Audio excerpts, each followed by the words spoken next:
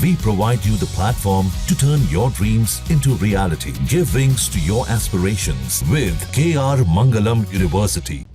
संसद का मॉनसून सत्र सोमवार को शुरू हुआ और पहले ही दिन बड़ा राजनीतिक भूचाल आ गया।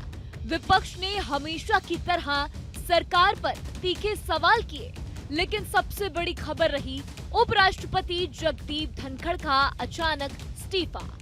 74 साल के धनखड़ का कार्यकाल 2027 तक का था, लेकिन उन्होंने 21 जुलाई की रात 9:25 पर स्वास्थ्य कारणों का हवाला देते हुए इस्तीफा दे दिया। हालांकि राजनीतिक गलियारों में इस्तीफे को लेकर कई तरीके की चर्चाएं शुरू हो गई हैं। धनखड़ ने सोमवार को संसद की कार्यवाही में सक्रिय भूमिका निभाई थी। उन्होंने दिन भर राज्यसभा की बैठकों में हिस्सा लिया, बिजनेस एडवाइजरी कमेटी यानी बीएससी की मीटिंग ली और विपक्षी नेताओं से मुलाकात की। कहीं से भी ऐसा नहीं लग रहा था कि वह अस्वस्थ हैं या इस्तीफा देने वाले हैं। कांग्रेस सांसद जयराम रमेश ने भी इस पर सवाल उठाते हुए कहा कि इस्तीफा सिर्फ स्वास्थ्य कारणों की वजह से नहीं है, इसके पीछे कुछ बड़ा कारण छिपा है। उन्होंने बताया कि मंगलवार दोपहर 1 बजे एक अहम बैठक तय थी, जिसमें धनखड़ न्यायपालिका से जुड़ा कोई बड़ा ऐलान करने वाले थे। असल में पूरा मामला जुड़ा है कैश एंड होम विवाद से, जिसमें इलाहाबाद हाई कोर्ट के जस्टिस यशवंत वर्मा का नाम सामने आया है। धनखड़ को जस्टिस वर्मा को हटाने की मांग वाला एक प्रस्ताव मिला था, जिस पर 50 से ज्यादा सांसदों के हस्ताक्षर थे।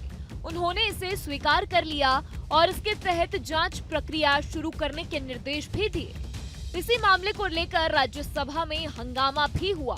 खास बात ये रही कि इस प्रस्ताव पर विपक्षी सांसदों के हस्ताक्षर थे, जबकि लोकसभा में जो प्रस्ताव आया उस पर बीजेपी और अन्य दलों के 152 सांसदों के हस्ताक्षर थे। माना जा रहा है कि धनखड़ का विपक्ष के प्रस्ताव को तवज्जो देना सरकार को पसंद नहीं आया।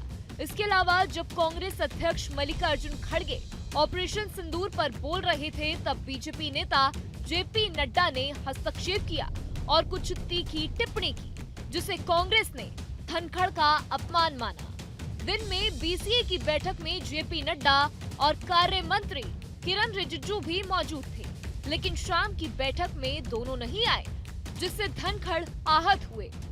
कांग्रेस नेताओं का कहना है कि उन्होंने पूरी तरह स्वस्थ रहते हुए काम किया और उनके व्यवहार में कोई कमजोरी नहीं दिखी। कुछ सूत्रों का कहना है कि सरकार को विश्वास में लिए बिना जस्टिस वर्मा के खिलाफ प्रस्ताव स्वीकार करना ही धनखड़ के इस्तीफे की असली वजह हो सकती है, जबकि सुप्रीम कोर्ट इस मामले में पहले ही याचिका खारिज कर चुका है।